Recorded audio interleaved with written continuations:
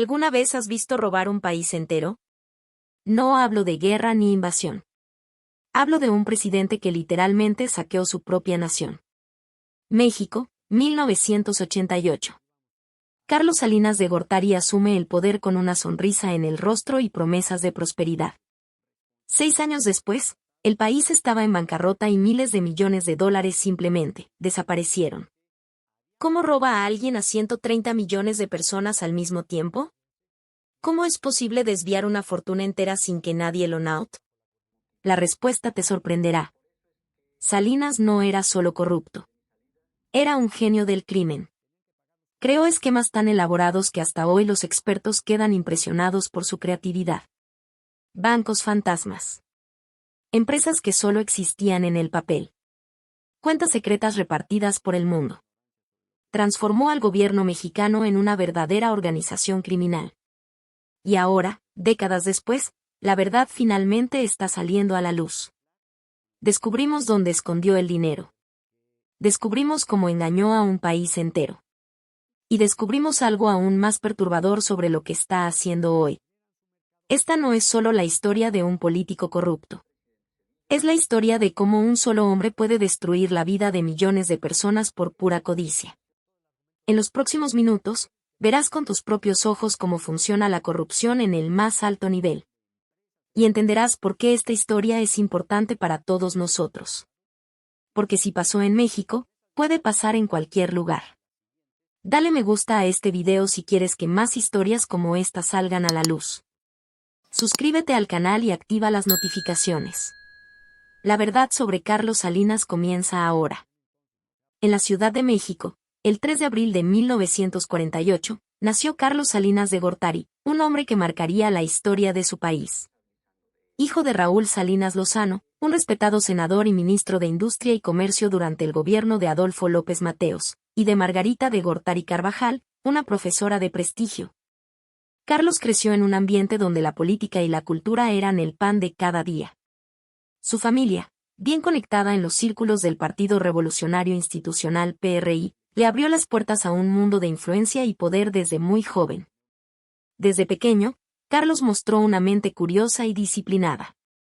Estudió en escuelas reconocidas de la capital, como el Instituto Abraham Lincoln y la Escuela Nacional Preparatoria de San Ildefonso.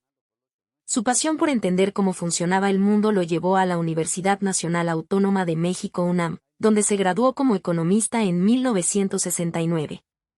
Su tesis, sobre agricultura e industrialización, ya dejaba ver su interés por los problemas del campo mexicano. Pero Carlos no se conformó. Buscó horizontes más amplios y cruzó el Atlántico para estudiar en la Universidad de Harvard, donde obtuvo una maestría en Administración Pública en 1973. Otra en Economía Política en 1976 y, finalmente, un doctorado en Economía Política y Gobierno en 1978.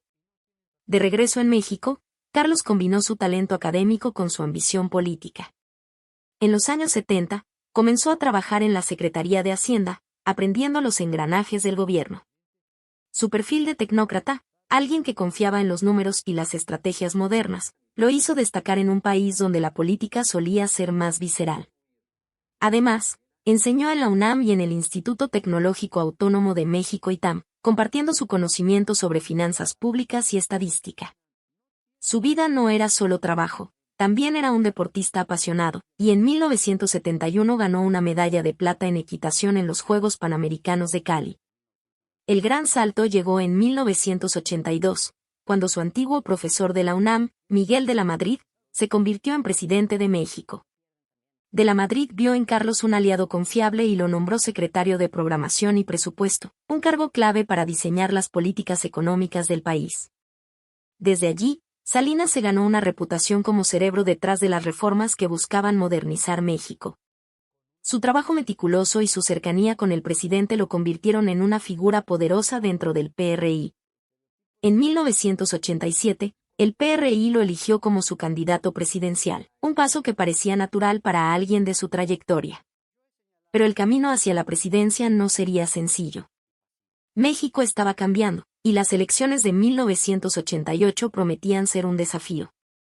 Mientras Carlos se preparaba para liderar, rumores de tensiones políticas y cuestionamientos comenzaban a surgir. ¿Podría este tecnócrata de Harvard conquistar el corazón de un país dividido? El 4 de octubre de 1987, Carlos Salinas de Gortari fue elegido candidato presidencial del Partido Revolucionario Institucional PRI mediante el tradicional dedazo. Un proceso donde el presidente en turno señalaba a su sucesor. Miguel de la Madrid, confiando en la preparación de Salinas, lo respaldó como el hombre para liderar México. Con el PRI dominando la política por décadas, la victoria parecía asegurada. Sin embargo, el país estaba inquieto, y la elección de 1988 se convirtió en un torbellino que cambiaría la historia. Por primera vez, el PRI enfrentó un rival de peso, Cuauhtémoc Cárdenas, hijo del querido expresidente Lázaro Cárdenas. Cuauhtémoc, quien abandonó el PRI para formar el Frente Democrático Nacional, prometía un cambio profundo. Su campaña conectó con millones de mexicanos cansados de la corrupción y la desigualdad. Mientras Salinas ofrecía modernización y estabilidad, Cárdenas encendía la esperanza de una democracia verdadera. La contienda se volvió feroz, y el ambiente estaba cargado de tensión. El 6 de julio de 1988, día de la elección, México contuvo el aliento. A las 19:30, mientras se contaban los votos, ocurrió lo impensable: el sistema de cómputo de la Secretaría de Gobernación colapsó. La caída del sistema, como se le conoció, dejó a todos en la oscuridad. Horas después, cuando el sistema volvió, los resultados preliminares mostraban a Salinas como ganador con el 50.7% de los votos, contra el 31.1% de Cárdenas. Pero algo no cuadraba. Testigos reportaron irregularidades, urnas llenas antes de abrir las casillas, votos duplicados y actas alteradas. La sospecha de fraude se extendió como incendio. En las semanas siguientes, miles de personas salieron a las calles, especialmente en la Ciudad de México, exigiendo transparencia. Cárdenas y sus seguidores denunciaron que el gobierno manipuló los resultados durante el apagón. La situación empeoró cuando, en 1989, diputados del PRI ordenaron quemar millones de boletas electorales, destruyendo cualquier posibilidad de revisar las pruebas. Este acto alimentó aún más las acusaciones de un robo electoral. Los medios internacionales también cuestionaron el proceso. Periódicos como The New York Times señalaron que la elección estuvo marcada por anomalías. En México, la desconfianza hacia Salinas creció.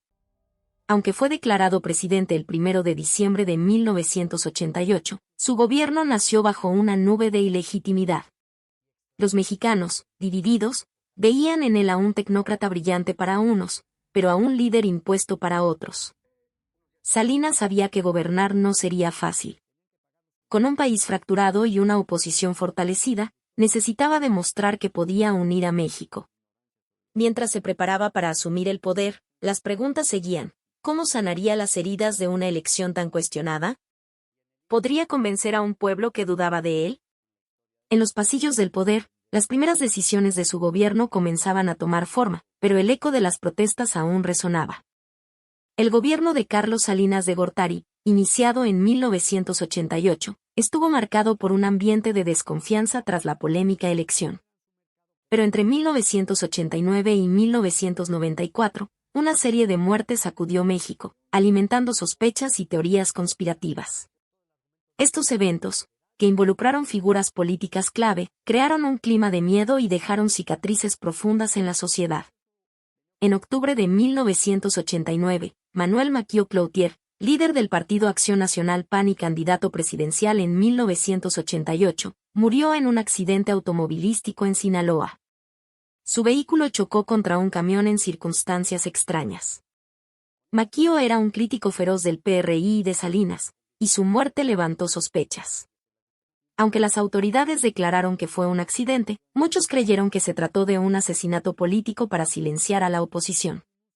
El golpe más devastador llegó en 1994. El 23 de marzo, Luis Donaldo Colosio, candidato presidencial del PRI y cercano a Salinas, fue asesinado a tiros en Tijuana durante un mitin. Colosio, carismático y reformista, era visto como el futuro del partido. Su muerte conmocionó al país. Las investigaciones apuntaron a un tirador solitario, Mario Aburto, pero las inconsistencias en el caso alimentaron rumores de una conspiración. Algunos señalaron tensiones dentro del PRI, mientras otros especularon sobre intereses externos. Meses después, en septiembre de 1994, otro asesinato sacudió la política mexicana. José Francisco Ruiz Massieu, secretario general del PRI y excuñado de Salinas, fue baleado en la Ciudad de México. Este crimen apuntó directamente al círculo cercano del presidente. Las sospechas recayeron sobre Raúl Salinas, hermano de Carlos, quien fue acusado de estar vinculado al asesinato. Aunque Raúl negó las acusaciones, su arresto en 1995 intensificó las especulaciones sobre el poder detrás del poder. Estos eventos crearon un ambiente de terror. Los mexicanos comenzaron a temer que nadie estaba a salvo, ni siquiera los más poderosos. Las teorías conspirativas se multiplicaron. ¿Fue Salinas el cerebro detrás de estas muertes para consolidar su control? ¿O fueron ajustes de cuentas entre facciones del PRI? Las respuestas nunca llegaron con claridad, y la desconfianza hacia el gobierno creció. Mientras los titulares se llenaban de sangre, Salinas seguía adelante con su agenda. Pero el peso de estas tragedias lo perseguía. Cada muerte parecía abrir una nueva grieta en su liderazgo. México, atrapado entre el miedo y la incertidumbre, se preguntaba qué más podía esconderse en las sombras del poder. A pesar de la tormenta política, Carlos Salinas proyectó una imagen de éxito económico. Entre 1988 y 1994, su gobierno transformó México con políticas neoliberales que prometían modernización. Estas reformas, conocidas como el milagro mexicano, trajeron prosperidad aparente, pero ocultaron problemas que explotarían más tarde. Salinas apostó por abrir la economía. Privatizó empresas estatales como bancos, la compañía telefónica Telmex y aerolíneas, argumentando que el gobierno debía enfocarse en servicios sociales, no en negocios. Estas ventas atrajeron inversión extranjera, pero también concentraron riqueza en pocas manos, generando críticas por beneficiar a empresarios cercanos al PRI. El mayor logro fue el Tratado de Libre Comercio de América del Norte NAFTA, firmado en 1992 con Estados Unidos y Canadá. Entró en vigor en 1994 y convirtió a México en un socio comercial clave. Las exportaciones crecieron, y fábricas extranjeras se instalaron en el país, creando empleos. Salinas presentó el NAFTA como la puerta al primer mundo. Otra victoria fue el control de la inflación, que había atormentado a México en los años 80. Mediante políticas estrictas, el gobierno estabilizó el peso y redujo los precios. Entre 1988 y 1993, la economía creció a un promedio del 3.5% anual. Y los mexicanos comenzaron a disfrutar de mayor acceso a productos importados y crédito. Sin embargo, el milagro tenía grietas. El peso estaba sobrevalorizado, haciendo las importaciones baratas pero dañando a los productores locales. El déficit comercial creció, y México dependía cada vez más de capital extranjero especulativo, que podía desaparecer rápidamente. Las reformas beneficiaron a las ciudades, pero el campo, olvidado, se hundió en la pobreza. Mientras Salinas celebraba el crecimiento, las tensiones sociales aumentaban. El 1 de enero de 1994, el mismo día que entró en vigor el NAFTA, el Ejército Zapatista de Liberación Nacional EZLN se levantó en Chiapas, denunciando la desigualdad. Este levantamiento mostró que no todos creían en el milagro. El final del sexenio se acercaba, y Salinas parecía intocable. Pero los problemas estructurales, como una bomba de tiempo, esperaban su momento. ¿Podría México sostener este crecimiento? ¿O el milagro era solo una ilusión?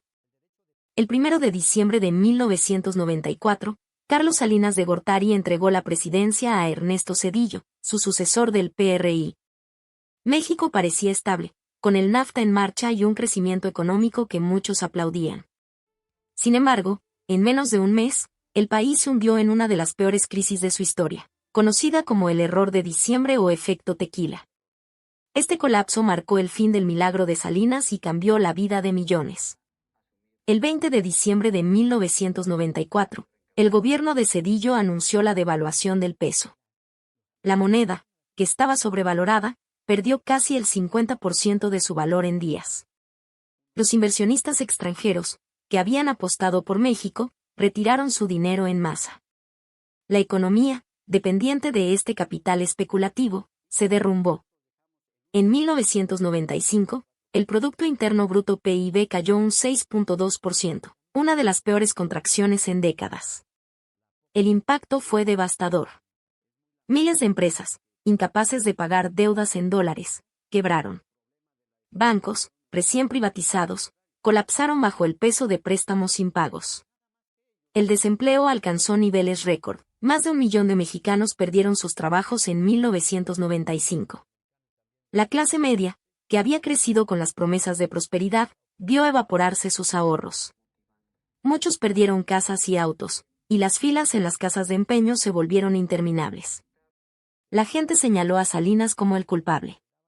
Sus políticas, que priorizaron la apertura económica sin resolver problemas estructurales, dejaron a México vulnerable. La sobrevaloración del peso y el déficit comercial, ignorados durante años, explotaron en el peor momento. En las calles, la furia creció. Los mexicanos, que alguna vez creyeron en el milagro, ahora enfrentaban mercados vacíos y deudas impagables. Salinas, quien había dejado el poder con una imagen de éxito, vio su popularidad desplomarse. Las críticas no solo venían del pueblo, sino también de la élite política. Zedillo, luchando por estabilizar el país, pidió un rescate financiero de $50,000 millones a Estados Unidos. Mientras México se hundía, Salinas enfrentaba una pregunta inevitable: ¿cómo había pasado de héroe a villano en tan poco tiempo? El país, herido, miraba al futuro con incertidumbre. En marzo de 1995, tras la prisión de su hermano Raúl por el asesinato de José Francisco Ruiz Massieu, Carlos Salinas abandonó México. La crisis del error de diciembre y las acusaciones contra su familia lo convirtieron en una figura tóxica. Buscando refugio, se instaló primero en Estados Unidos y luego en Canadá. En 1999, eligió Dublín, Irlanda, como su hogar. La decisión no fue casual. Irlanda no tenía tratado de extradición con México, ofreciendo a Salinas protección legal. En México, su partida desató rumores y mitos. Muchos creían que Salinas traía mala suerte al país, una superstición que creció con cada crisis. Mientras, él mantuvo un perfil bajo. En 2021, a los 73 años, obtuvo la nacionalidad española, lo que le permitió moverse entre Reino Unido y España. Su vida se volvió hermética, lejos de los reflectores que alguna vez lo siguieron. En el extranjero, Salinas se dedicó a escribir y dar conferencias, defendiendo su legado. Publicó libros como México, un paso difícil a la modernidad, donde justificó sus reformas. Sin embargo, en México, su nombre seguía dividiendo opiniones. Para algunos, fue un visionario que abrió la economía; para otros, el responsable de la desigualdad y la crisis de 1995. Las encuestas muestran que, incluso hoy, el 60% de los mexicanos lo asocia con corrupción. A sus 77 años, Salinas vive entre sombras. Aunque evita la vida pública, su influencia sigue siendo tema de debate.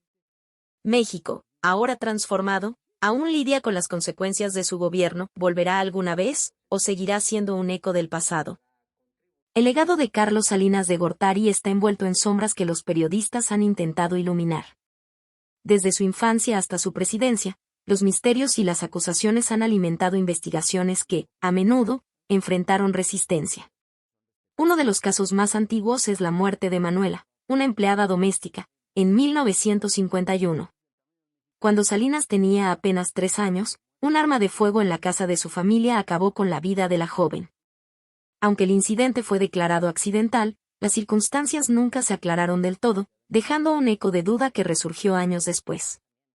Durante su gobierno, los periodistas que investigaban a Salinas enfrentaron amenazas y censura. Publicaciones como Proceso y La Jornada denunciaron presiones para silenciar reportajes sobre corrupción. Algunos reporteros recibieron llamadas intimidatorias, otros perdieron sus empleos. En los años 90, documentos confidenciales filtrados comenzaron a circular, sugiriendo conexiones entre Salinas, empresarios y figuras políticas en operaciones dudosas. Estos papeles apuntaban a un sistema de protección que garantizaba impunidad a los poderosos. Las investigaciones también rastrearon movimientos financieros sospechosos. Cuentas en Suiza y otros paraísos fiscales, vinculadas a la familia Salinas, aparecieron en reportes. En 1998, las autoridades suizas congelaron fondos relacionados con Raúl Salinas, hermano de Carlos, por presunto lavado de dinero. Aunque Carlos negó cualquier vínculo, las sospechas de enriquecimiento ilícito no dejaron de perseguirlo. Los periodistas hablaron de una red de pactos secretos que aseguraba lealtades dentro del PRI y con magnates mexicanos. Esta red de silenciamiento, según los investigadores, operaba a través de favores, contratos y acuerdos ocultos. Quienes intentaban exponerla enfrentaban riesgos reales. A pesar de los esfuerzos, muchas preguntas quedaron sin respuesta. ¿Qué tan profundo era el control de Salinas sobre estas redes? ¿Qué secretos seguían enterrados? Mientras los años pasaban, las piezas del rompecabezas parecían dispersarse, pero la curiosidad de los investigadores no se apagaba. A pesar de su vida pública, Carlos Salinas mantuvo su esfera personal bajo un velo de misterio, aunque los rumores siempre lo alcanzaron. En 1972, se casó con Cecilia Oxeli González, con quien tuvo 3 hijos, Cecilia, Emiliano y Juan Cristóbal. La pareja se separó en los años 90, y Salinas volvió a casarse con Ana Paula Gerard, con quien tuvo otros 3 hijos, Ana Emilia, Patricio y Mateo. Sus matrimonios, aunque discretos, no escaparon del escrutinio público. Los rumores más jugosos involucraron a la actriz Adela Noriega. En los años 80 y 90, se especuló sobre una relación secreta entre ambos. Revistas de espectáculos publicaron historias sin pruebas, pero la idea capturó la imaginación popular. Otro rumor persistente fue el de un supuesto hijo secreto, aunque nunca se encontraron evidencias que lo confirmaran. Estas historias, alimentadas por la falta de transparencia, se volvieron parte del mito alrededor de Salinas. Un caso curioso fue la supuesta enemistad con el cantante Luis Miguel. Se dijo que Salinas intervino en la carrera del artista, incluso amenazándolo por motivos personales. Aunque no hay pruebas, el rumor creció en los medios. Salinas, consciente de su imagen, trabajó para controlar la narrativa. Durante su presidencia, el PRI mantuvo una relación estrecha con los medios, moldeando la percepción pública a su favor. Estos rumores, ciertos o no, pintaron a Salinas como un hombre de secretos. Mientras vivía en el exilio, su vida personal siguió siendo un enigma. ¿Qué verdades escondía? ¿O eran solo ecos de un país que buscaba respuestas? El misterio, como siempre, lo seguía a donde fuera. El nombre de Carlos Salinas de Gortari está ligado a sospechas de corrupción que involucran sumas colosales y redes complejas. El foco principal recae en su hermano, Raúl Salinas, cuya fortuna levantó alarmas internacionales. En los años 90, autoridades suizas descubrieron cuentas bancarias a nombre de Raúl con más de $300 millones.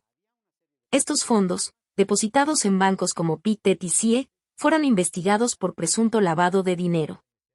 En 2007, tras años de disputas legales, $74 millones fueron devueltos a México, pero el origen de los fondos seguía siendo un misterio. Raúl también adquirió propiedades de lujo, como mansiones en Dublín y otras ciudades europeas. Estas compras, según investigaciones, se realizaron a través de empresas en paraísos fiscales como las Islas Caimán y las Islas Vírgenes Británicas. Los mecanismos eran sofisticados. Transferencias entre cuentas offshore, compañías fantasma y fideicomisos ocultaban el rastro del dinero. Los investigadores apuntaron que estos fondos podrían estar ligados a actividades ilícitas, como sobornos o desvíos durante las privatizaciones del gobierno de Carlos. Las conexiones de los Salinas con empresarios beneficiados por las privatizaciones alimentaron las sospechas. Magnates como Carlos Slim, que adquirió Telmex, o Roberto González Barrera, de Banorte, se volvieron aliados cercanos del poder. Estas relaciones sugerían un sistema de favores mutuos. El gobierno otorgaba contratos lucrativos, y los empresarios devolvían lealtades económicas o políticas. Los críticos denunciaron que este intercambio fortaleció una élite mientras el país enfrentaba desigualdad. Aunque Carlos nunca fue condenado, las acusaciones contra su familia dañaron su imagen. Las redes de corrupción, reales o percibidas, parecían extenderse como una telaraña, conectando política, negocios y riqueza. Mientras los mexicanos exigían respuestas, los secretos del dinero seguían guardados en cuentas lejanas, dejando preguntas abiertas sobre el verdadero alcance de estas operaciones. El sexenio de Carlos Salinas marcó un punto de inflexión para México, consolidando una revolución neoliberal que cambió el rumbo del país. Sus reformas, como las privatizaciones y el NAFTA, insertaron a México en la economía global. Empresas estatales pasaron a manos privadas, creando nuevos millonarios como Carlos Slim, mientras el comercio con Estados Unidos y Canadá creció exponencialmente. Entre 1988 y 1994, las exportaciones mexicanas aumentaron un 80%, y México se presentó como un jugador moderno en el escenario mundial. Sin embargo, este progreso tuvo un costo. Las privatizaciones concentraron la riqueza en una élite reducida, mientras la desigualdad se disparó. En 1994, el 10% más rico de la población controlaba el 40% del ingreso nacional, según datos del Banco Mundial. El campo, abandonado, vio crecer la pobreza, y el levantamiento zapatista en Chiapas expuso las fracturas sociales. Aunque el NAFTA abrió mercados, también dejó a millones de trabajadores vulnerables frente a la competencia global. Salinas se convirtió en un símbolo de los años 90, una era de promesas y escándalos. Su red de influencia, que conectaba empresarios, políticos y medios, garantizó el control del poder, pero también alimentó acusaciones de corrupción. Para algunos, fue un visionario que modernizó México, para otros, un manipulador que sacrificó al pueblo por intereses privados. Las encuestas actuales muestran que el 55% de los mexicanos lo considera responsable de la crisis de 1995. Hoy, México es un país más conectado al mundo, pero socialmente dividido. El legado de Salinas sigue siendo debatido. ¿Fue un paso necesario hacia el futuro o un error que profundizó las desigualdades? Mientras el país enfrenta nuevos desafíos, las huellas de su gobierno persisten, invitando a reflexionar sobre el costo del progreso. Y esta fue la historia de Carlos Salinas de Gortari, un hombre que convirtió la presidencia mexicana en una máquina para robar dinero público. Ahora conoces los métodos que usó y entiendes cómo una sola persona pudo perjudicar a millones de mexicanos. Lo más impresionante es que todo esto ocurrió justo bajo nuestras narices. Casos como este nos muestran cuán devastadora puede ser la corrupción cuando llega al poder. Y, lamentablemente, historias similares ocurren en varios países del mundo. ¿Qué te pareció esta historia? ¿Conocías este caso o fue algo nuevo para ti? Cuéntanos en los comentarios qué parte te llamó más la atención. Si este video te hizo reflexionar o aprender algo nuevo, déjanos tu me gusta. Eso nos ayuda a seguir trayendo contenidos como este para ti. Y si quieres conocer más casos de corrupción y escándalos políticos, suscríbete al canal y activa las notificaciones. Tenemos muchas otras historias interesantes para contar. Gracias por mirar y hasta el próximo video.